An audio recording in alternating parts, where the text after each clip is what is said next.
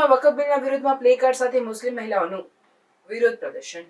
દેશભરમાં common civil કોડને લઈને જે પ્રકારે ચર્ચાએ વેગ પકડ્યો છે એ ખાસ પાસ થતાની સાથે જ વિરોધના સૂર પણ એટલા જોવા મળી રહ્યા છે। ખાસ કરીને મુસ્લિમ મહિલાઓનો યુસીસીને લઈને વિરોધ વધુ જોવા મળી રહ્યો છે। સુરતમાં મુસ્લિમ મહિલાઓ દ્વારા આજે વિરોધ પ્રદર્શન કરીને યુસીસી અને વકફ બિલના વિરોધમાં પોતાની લાગણી વ્યક્ત કરવામાં આવી। મુસ્લિમ ધર્મમાં જે ધાર્મિક જ્ઞાન આપે છે એવી મહિલાઓને આલેમા કહેવામાં આવે છે। સુરતના મકાઈ પુલ પાસે અંદાજે 45 જેટલી મહિલા આલેમા દ્વારા યુસીસીના વિરોધમાં પ્લેકાર્ડ લઈને વિરોધ પ્રદર્શન કરવામાં આવ્યું હતું।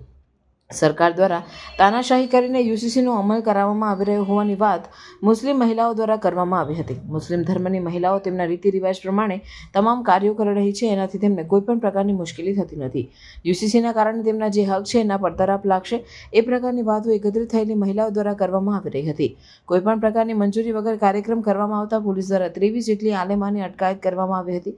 સુરત શહેર મહિલા કોંગ્રેસ પ્રમુખ રઈશા શેખે જણાવ્યું હતું કે સરકાર અમારા જે ધાર્મિક નીતિ નિયમો છે એમાં દખલ કરવા માટેના પ્રયાસો કરી રહી છે।